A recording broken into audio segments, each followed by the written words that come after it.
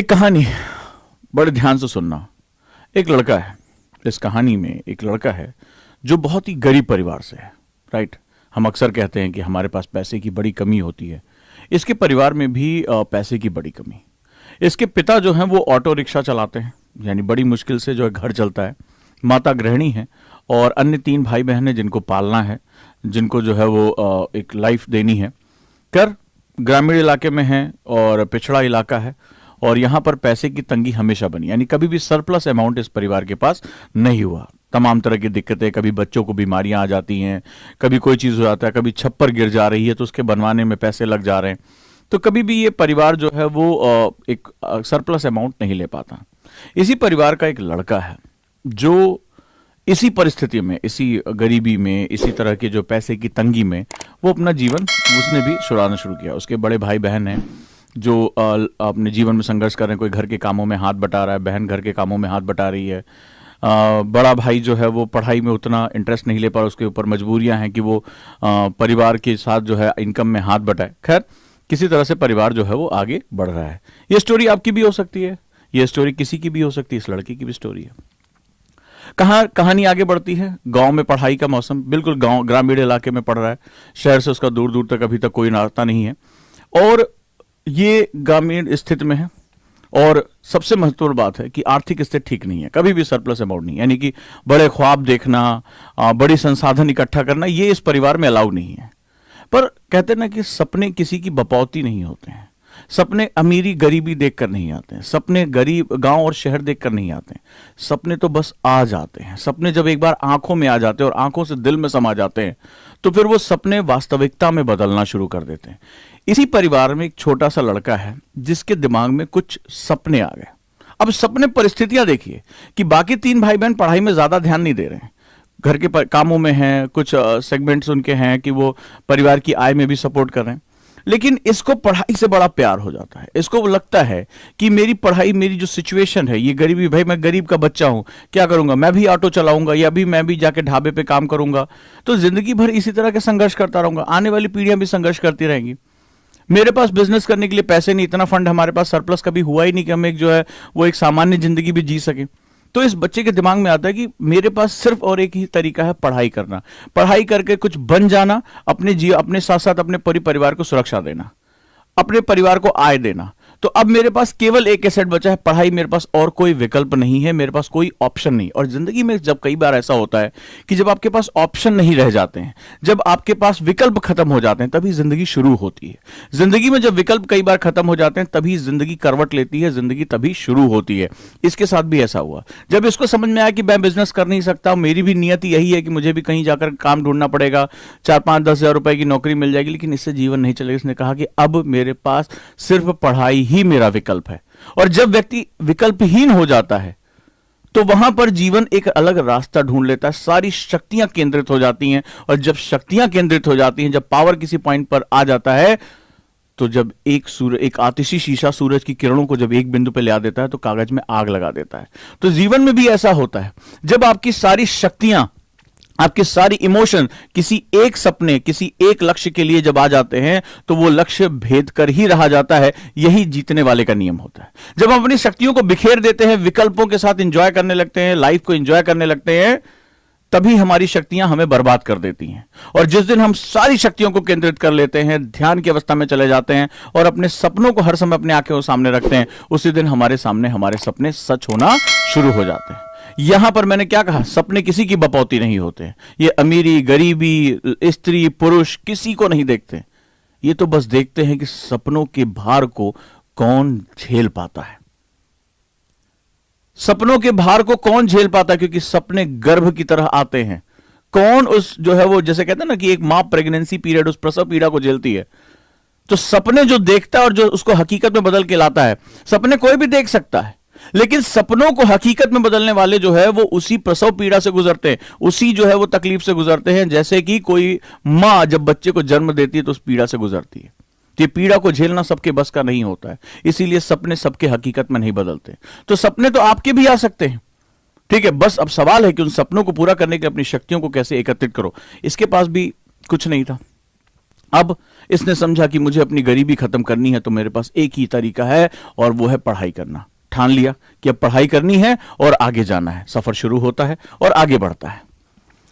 गांव का ही सरकारी स्कूल था, कोई और विकल्प नहीं था, कोई और लग्जरी नहीं थी। खैर पढ़ाई शुरू कर दी, मेहनत से पढ़ता रहा, घर के कामों में भी हाथ बटाता रहा, लेकिन किसी भी समय लक्ष्य से हटा नहीं, पढ़ने में मन लगाता रहा। अन्य भाई बहन पढ़ने में उतना ज्यादा ध्यान नहीं दे पाए, लेकिन धीरे धीरे धीरे धीरे समय बीतता रहा, हिम्मत दिखाता रहा, अभाव रहे, पढ़ने के लिए समय कम मिला, लेकिन पढ़ता रहा।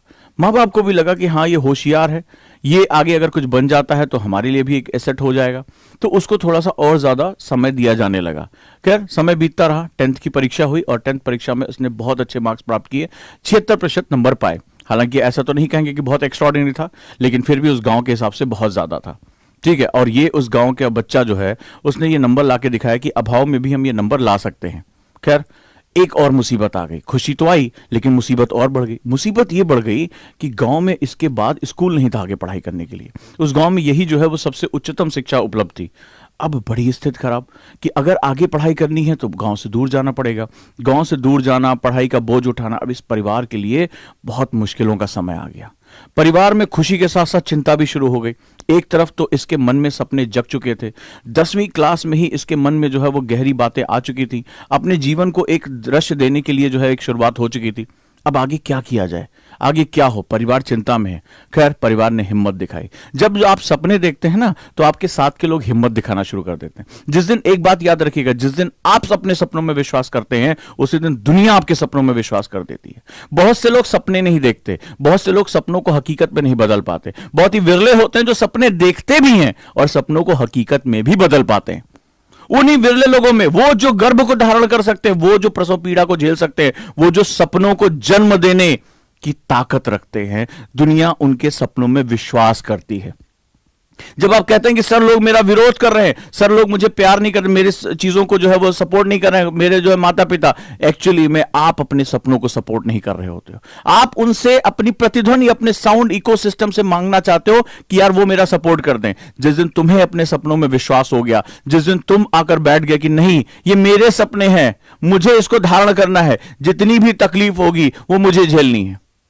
एक माता किसी से नहीं कहती है जन्म देने के समय अपने बच्चे को कि आओ और मेरे दर्द को बांट लो, नहीं, उसको दर्द बर्दाश्त करना ही पड़ता है। ये उसका व्यक्तिगत दर्द है। तो जो सपने देखता है वही सपनों को जन्म देने का दर्द बर्दाश्त करता है। और एक दिन तुमने अपने सपनों में विश्वास करना शुरू किया, दुनिया तुम्हारे सपनों में विश्वास करना शुरू कर देगी। इस सच्ची घटना में तुम्हें यह चीज समझ में आएगी। खैर आगे जाने के लिए अब बहुत मुश्किलें थी। परिवार मंथन में शुरू हो गया। जहां पर पैसे नहीं होते, अभाव होते, वहां खुशियां कई बार बहुत चिंता भी लेकर आती है। इस परिवार में भी चिंता हो गई कि बच्चे को आगे पढ़ाया कैसे जाए, पढ़ा कैसे जाए, चिंतन होने लगा। खैर जब ये सपने दृढ़ थे कि नहीं मुझे पढ़ना है, तो पूरा परिवार इकट्ठा हुआ, बोला कि ठीक है हम तुम्हारे सपनों में इन्वेस्ट करने जा रहे हैं और थोड़ा सा अभाव और बढ़ जाए कोई बात नहीं। माता ने कहा कि हम अपने लिए नहीं करेंगे, पिता ने कहा हम अपने लिए नहीं करेंगे, भाई ने कहा मैं थोड़ा सा काम और देख लूंगा, लेकिन मुझे पैसे जमा करके इसको पढ़ने के लिए भेजना है।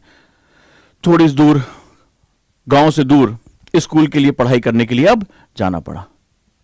खर्च के लिए पैसे नहीं, कहां से आएंगे, चिंतन शुरू हुआ। खैर करते करते 11वीं 12वीं की पढ़ाई के लिए एक टाउन में जाना पड़ा। परिवार के लिए बहुत मुश्किल समय, लेकिन इरादे जब बहुत मजबूत हो जाते हैं तो आंखों से आंसू कितने भी गिरे पैर नहीं रुकते। यही जीवन जीने का सिद्धांत होता है। लीडरशिप का सबसे बड़ा सिद्धांत होता है। लीडर की भी आंखों में आंसू आते हैं, लीडर का भी हृदय टूटता है, लीडर को भी भावनाएं को आहत होती हैं। ये याद रखिएगा, संसार में जो भी महान लीडर्स हुए हैं वो ऐसा नहीं है कि वो पत्थर से बने हुए थे, उनको भी उतनी चोट लगी, लेकिन उनका एक सिद्धांत रहा कि आंखों से आंसू कितने भी गिर जाएं पैर नहीं रुकने दूंगा। यही जीवन जीने का सिद्धांत होता है। यही लीडरशिप क्वालिटी होती है कि कितनी भी विपत्ति आ जाए, कितनी भी मुश्किलें आ जाए, पैर नहीं रुकने दूंगा। ये यात्रा चलती रहेगी और आगे बढ़ती रहेगी। खैर 10वीं में एक घटना हुई जिसने इस बच्चे को इतने बड़े रिस्क लेने के लिए प्रेरित किया। वो घटना थी कि 10वीं क्लास में ही उसको आईएएस बनने का एक जुनून सवार हुआ। उसने देखा कि आईएएस की पावर क्या होती, उसने देखा कि आईएएस कितने परिवर्तन लेकर आ सकता, उसने देखा, महसूस किया कि वो एक कितना क्रिएटिव हो सकता, अपनी पावर का सही इस्तेमाल करे तो कितने बड़े परिवर्तन लेकर आ सकता। ये बात उस 10वीं क्लास में गांव में पढ़ने वाले बच्चे के मन में बैठ गई। इसलिए मैंने कहा ना, सपने किसी की बपौती नहीं होते, सपने कोई किसी के छीन नहीं सकता। सपने अमीरी, गरीबी, स्त्री, पुरुष, गांव, देहात कुछ नहीं देखता। सपने देखता है कि मुझे कौन धारण कर सकता है, मुझे कौन इतना कैपेबल है जो इन ड्रीम्स को अपनी आंखों में सजा सकता है। सजा लिया इस बच्चे ने। यह नहीं पता था 11वीं की पढ़ाई कर पाएगा कि नहीं कर पाएगा, यह नहीं पता था परिवार खर्चा उठा पाएगा या नहीं उठा पाएगा, लेकिन सपने तो सपने हैं, ये तो जुनूनी होते हैं। जिन आंखों में जगह होती है उन आंखों में आकर बैठ जाते हैं, और जिस दिल में यह होती है गहराई कि मैं ये दर्द बर्दाश्त कर लूंगा, वो जाकर वहां पे भी घर बना लेते हैं। और जब सपने दिल में जगह बना लेते हैं तो फिर उन सपनों को हकीकत में बदलने से कोई दुनिया की ताकत रोक नहीं सकती। इसके साथ भी यही हुआ। एक बिल्कुल सामान्य सा लड़का, गांव का लड़का, परिवार चिंता कर रहा है कि 11वीं की पढ़ाई के लिए पैसे कहां से आएंगे। आगे बड़ी बात, आईएएस के प्रति लगाव शुरू हो गया, चल पड़ा कारवां। नहीं पता था आगे रास्ता क्या है, आईएएस क्या होता है, कैसे परीक्षा होती है, लेकिन हां, सपने रास्ते ढूंढना शुरू कर देते हैं, सपने नसों में चले जाते हैं। फिर वो सपने आगे बढ़ने, कुछ नहीं पता था, यही नहीं पता था 11वीं पढ़ाई कर पाएंगे कि नहीं कर पाएंगे, लेकिन आगे बढ़ने का दौर शुरू हुआ। और करते करते उसने पढ़ाई शुरू की और 12वीं में बहुत ही अच्छे मार्क्स से लेकर आए। क्योंकि जुनून जैसे जैसे जलता है, नींद कम होती चली जाती है, अंदर आग जलनी शुरू हो जाती है, बेचैनी होती है। जब सपने अंदर पलने शुरू हो जाते हैं तो बेचैनी हो जाती है।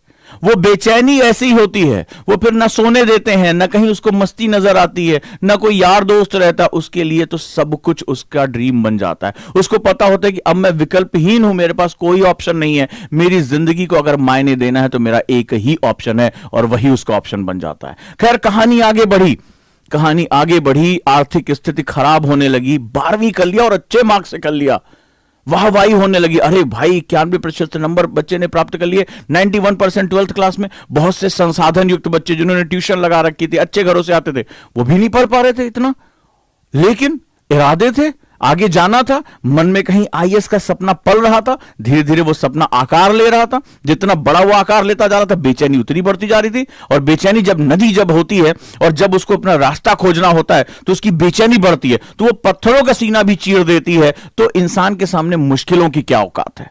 जब नदी का पानी जो निर्मल होता है, जो पूजा से लेकर हर जगह काम आता है, वो जब बेचैन होता है पानी, तो बड़े बड़े बांध को ऐसे तिनके की तरह उखाड़ कर फेंक देता है। तो जब इंसान के मन में अपने सपनों को पाने की बेचैनी पैदा होती है, तो वो मुश्किलों से बड़े बांध को उखाड़ कर फेंक देता है। इसके साथ भी वही हुआ। और अब इसके मन की बेचैनी इतनी बढ़ने लगी कि अब दुनिया की कोई भी ताकत सपनों को पाने से रोकने वाली नहीं थी। बेचैनी बढ़ रही थी, बांध सामने खड़े थे मुश्किलों के, आर्थिक स्थिति खराब हो रही थी। परिवार अब और परेशान था कि अब इसके आगे ग्रेजुएशन के लिए तो बड़े शहर भेजना पड़ेगा, बड़े शहर में ज्यादा पैसा लगेगा, क्या करूं, कैसे करूं। लेकिन अब रास्ता रुकने वाला नहीं था। अब नदी अपना रास्ता ढूंढेगी। बना लो जितने बांध बनाने हैं, आर्थिक स्थितियां खराब हो रही हैं, सामाजिक स्थितियां खराब होने दो, हमें तो अब रास्ता निकालना है। और फिर धीरे धीरे ये स्टूडेंट ग्रेजुएट करने के लिए पुणे चला जाता है, कॉलेज में एडमिशन लेता है। पढ़ने में मेधावी था, वजीफा यानी स्कॉलरशिप मिलता है, पैसे थोड़े से आते हैं। अब उसको लगता है कि मुझे अब अपने सपनों को सही रूप देना शुरू करना चाहिए। और ग्रेजुएशन में आते, चूंकि सपने तो 10वीं क्लास में बन चुके थे ना, सपने तो गहराई में बैठ चुके थे।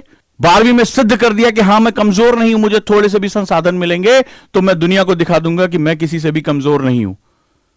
आया, बोला अब मुझे पुणे के कॉलेज में पहुंचना है और अब मुझे आईएएस की तैयारी में अपने आप को झोंक देना है। वजीफा मिला, एक कोचिंग ज्वाइन कर ली, समझ में आ गया कि मेरी कोई पृष्ठभूमि नहीं, मुझे जरूरत पड़ेगी एक मेंटर की, और मेंटर उसको मिला। साथ साथ ग्रेजुएशन के टीचर्स के साथ भी बहुत ही एक लगाव के साथ जुड़ा, मदद लेनी शुरू की, अपने सपने के बारे में बताया अपने गुरुओं के कि मैं सर आईएएस बनना चाहता हूं, यूपीएससी में जाना चाहता हूं, मेरे पास संसाधन नहीं है। इसने हर तरफ से मदद इकट्ठा करनी शुरू की। मैंने अभी क्या कहा कि जिस दिन आप अपने सपनों में विश्वास करना शुरू कर देते हो, उसी दिन लोग भी आपका साथ देना शुरू कर देते हैं, आप में विश्वास करना शुरू कर देते हैं। यही विश्वास का नियम होता है। पहले शुरुआत आपको करनी होगी। जब आप डाउट करोगे तो दुनिया आप पे डाउट करेगी। लोगों ने साथ देना शुरू कर दिया, लोगों को विश्वास हो गया कि ये लड़कर पहुंचा, इसने अपने आप को साबित किया है, दुनिया देखती है कि आप अपने आप को साबित कर पाते हो कि नहीं साबित कर पाते हो, साबित करना शुरू किया, लोग मदद करने के लिए आगे आने लगे। और अब इस सपने में रंग भरने की बारी थी। मेहनत बढ़ती चली गई, बढ़ती चली गई। एक समय आया कि आईएएस की तैयारी अब ग्रेजुएशन के साथ साथ जो है वो क्या करने लगी, मांगने लगी समय। तो टीचर ने समझाया कि कोई बात नहीं, ग्रेजुएशन तुम आराम से करते रहो, तुम 90% लेकर आए हो, कोई भी कम परसेंटेज हो जाएगी, कोई बहुत बड़ी समस्या नहीं, लेकिन तुम्हारे लिए मेन ड्रीम अब तुम्हारा आईएएस है। तुम 21 साल होते होते, ग्रेजुएट होते होते तुम आईएएस बन सकते हो, बस तैयारी में खुद को झोंके रहो। और इसने अपने आप को झोंकना शुरू कर दिया। अब इसको लगा कि यही मौका है कि मुझे अपनी तैयारी करनी। ग्रेजुएशन और आईएएस की तैयारी को इसने साथ साथ करना शुरू किया। कठिनाइयां भी उसी तरह से सर उठाने लगी। कहते हैं ना, जब योद्धा लब लड़ने की तरफ आता है, बड़ी जीत बड़ी कठिनाइयों पर हासिल होती है। जितनी बड़ी कठिनाई होगी उतनी ही बड़ी जीत होगी। दुनिया उतना ही तुम्हारा जो है क्या करेगी, अभिनंदन करेगी। तब जब ज्यादा बड़ी लड़ाई तुम लड़ोगे तो लड़ाई भी बढ़ने लगी, कठिनाइयां बढ़ने लगी। अब कोचिंग में पैसे भी देने हैं, घर वाले भी परेशान है कि कब तक हम कहां से लेकर आए, पिता की भी जो है वो स्थिति खराब हो रही है। अब लेकिन कठिनाइयां बढ़ने लगी, क्या करें कैसे करें। कई बार ऐसे भी दिन आए जब खाने के लिए भी पैसे नहीं थे, खाने के लिए भी पैसे नहीं थे। कहते हैं ना, हमारे यहां कहा जाता है भूखे पेट भजन ना हो, कि अगर पेट में कुछ नहीं है तो आदमी का दिमाग काम नहीं करता। लेकिन यहां तो दिमाग को हाईली एक्टिवेट करके रखना था। पेट खाली है, चूहे कूद रहे हैं उसमें, और यहां दिमाग को पूरी तरह से इंफॉर्मेशन से, ज्ञान से भरना है। कितनी बड़ी चुनौती है इंसान की यार, कि पेट खाली और दिमाग को इंफॉर्मेशन से भरना है, दिमाग को सूचनाओं से भरना है। इतनी बड़ी चुनौती इंसान के सामने। लेकिन एक बात तो तय थी, हार नहीं मानना था, हार नहीं मानना था, अपना काम करना ही करना था। और इसने शुरू किया। लेकिन अभी चुनौती और गहरी थी। गहरी यह थी कि शुरू से पूरी पढ़ाई एक रीजनल लैंग्वेज में की थी। जैसे आप हिंदी को लेकर परेशान रहते हो, सर हम हिंदी वाले हैं, आईएएस में सिलेक्शन नहीं होता क्या, वैसे इसके सामने भी प्रश्न था। इसको ना हिंदी आती ना इंग्लिश आती, फिर भी हिंदी भारत के सबसे बड़े हिस्से में बोली जाती है। बहुत सी किताबें, बहुत सी इंफॉर्मेशन न्यूज़पेपर मौजूद था। इसका तो एक राज्य विशेष में बोली जाने वाली जो है बोली थी। इसने अपनी सारी पढ़ाई मराठी में की थी। अब तो स्थिति और खराब, मराठी में किताबें नहीं, मराठी में संसाधन नहीं, कोई अच्छा न्यूज़पेपर नहीं। अगर हिंदी वाले मुझे सुन रहे कि सर हिंदी में सिलेक्शन नहीं होता, तो अब देखो तुम्हारे सामने एक लेकर आता हूं। अब चुनौती यह थी कि मुझे अंग्रेजी में पेपर देना है। जैसे तुम हिंदी से इंग्लिश में आते हो, वैसे मराठी से इंग्लिश में, क्योंकि मराठी में पढ़ने के लिए कुछ नहीं। अब वो जितना भी पढ़ता था, चैलेंज ये था, इरादे बहुत पक्के थे, उसको अंग्रेजी में ट्रांसलेट करता था। 60-70% इंफॉर्मेशन जो मराठी में पढ़ता था, इंग्लिश में ट्रांसलेट करता था, इंग्लिश में ट्रांसलेट करता था। हिम्मत दिखाई, करता रहा। जैसे आप हिंदी पढ़ते हो फिर इंग्लिश पढ़ते हो, तो मुझे आईएएस बनना है। उसको बस ये नहीं था कि मुझे मराठी में एग्जाम देना है, मुझे फलाने में एग्जाम देना है, हिंदी में, मुझे आईएएस बनना है। मुझे अगर जर्मन भी सीखनी पड़ी मैं जर्मन भी सीखूंगा, अमेरिकन सीखनी पड़ी अमेरिकन सीखूंगा, बट मुझे पढ़ना है, मुझे आईएएस बनना। मुझे मेरे गरीबी से निकलने का कोई और तरीका नहीं है मेरे पास। मैं विकल्पहीन हूं, जिंदगी ने मुझे ऑप्शन नहीं दिया, बस अब यही मेरा ऑप्शन है और मुझे पूरी जी जान से लड़ जाना है, पूरे जी जान से लड़ जाना। अब सोच के देखिए कितनी मुश्किलें थी। जो लोग लैंग्वेज की लड़ाई लड़ते, मैं हमेशा कहता हूं यूपीएससी नॉलेज का एग्जाम है, लैंग्वेज का एग्जाम नहीं है। पूरी शिद्दत से ग्रेजुएशन के साथ झोंक कर रखा। और सन 2015 में ग्रेजुएशन किया और उसी साल फर्स्ट अटेम्प्ट में यूपीएससी को क्लियर किया। फर्स्ट अटेम्प्ट में ग्रेजुएट होते ही वहां पर इसको उसने अटेम्प्ट किया। राइट, ये बहुत महत्वपूर्ण है कि ये वाला सूट पहनना बड़ा मुश्किल रहेगा। आपको हर भाषा सीखनी पड़ेगी। ऑल इंडिया सर्विस में जा रहे हैं और ऑल इंडिया सर्विस में आपको पूरे देश में किसी भी भाषा को आपको सीखना पड़ सकता है। तो यूपीएससी फर्स्ट अटेम्प्ट क्लियर किया। ये है वो कहानी, ये है वो कहानी। ग्रेजुएट होते होते 10वीं क्लास में आईएएस बनने का सपना देख लिया। 11वीं 12वीं में पढ़ाई उसके हिसाब से की, ग्रेजुएशन में खुद को झोंके रखा। सोच के देखिए क्या होती है जीवन की विकट परिस्थितियां। खाने के लिए नहीं है और आपको पढ़ने बैठना है। सोच के देखिए, घर में पैसे को लेकर चिंता हो रही है, आप अच्छे नंबर लेकर आ रहे हैं, घर में चिंता और बढ़ जा रही है कि आगे कहां पढ़ाऊंगा। लेकिन क्या एक रीजनल लैंग्वेज में पढ़ा हुआ लड़का, और आप वहां पर जाकर क्या करते हैं, एग्जाम क्रैक कर देते हैं। फर्स्ट अटेम्प्ट में एग्जाम क्रैक करते हैं, आईएएस बनते हैं। अब मुझे बताइए जीवन की तकलीफें और क्या होती हैं। और अब तक तो आप समझ गए होंगे मैं किसकी बात कर रहा हूं। मैं किसकी बात कर रहा हूं, महाराष्ट्र कैडर, मैं अंसार शेख की बात कर रहा हूं, जो आईएएस बने और आज इनके वीडियोस बहुत वायरल हैं, बहुत लोगों के प्रेरणा स्रोत हैं, बहुत ही महत्वपूर्ण है ये। आज आपको ये बात समझ में आ चुकी होगी कि ये कौन है और इन्होंने करके दिखाया। और व्यक्ति जब कर दिखा चुका है तो मैं क्यों नहीं कर सकता। कई बार हम इनकी वीडियो देखते, लेकिन ये कहानी बताना जरूरी था, आपको रिलेट करना जरूरी था कि हमारे यहां भी तो पैसे की कमी है, हमारे यहां भी तो हमारे दिक्कतें हैं, भूखे पेट तो नहीं पढ़ाई करना पड़ा है, हमारे पास भी तो विकल्पहीनता हो सकती है। तो हम क्यों नहीं अपने सपनों के लिए जान लगा दें, क्यों नहीं हम अपनी सारी ताकत को झोंक दें, और क्यों नहीं जो है हम किसी मंजिल को प्राप्त कर लें। तो सपने देखने से कौन तुम्हें रोक सकता है, उसको हासिल करने से तुम्हें कौन रोक सकता है। सवाल है कि क्या तुम्हारी शक्तियां बिखरी हुई हैं, क्या तुम ढेर सारे विकल्पों में खोए हुए हो, क्या ढेर सारे ऑप्शन के बीच में तुम जो है वो डाइल्यूट हो रहे हो, या तुमने अपनी शक्तियों को केंद्रित करके रखा हुआ है, तुमने अपने सपनों के लिए अपनी जान लगा दी है। तो अगर ये कर सकता है तो तुम भी कर सकते हो। अगर ये चुनौतियां हैं तो तुम्हारी चुनौतियां कोई बहुत ब्रह्मांड के बाहर से नहीं आई हैं। और अगर तुम चुनौतियों को अपना जो है कह रहे हो कि अवरोध है, तो वो बहाने हैं, और इससे ज्यादा कुछ नहीं है। तुम खुद में तो विश्वास करो कि तुम कर सकते हो।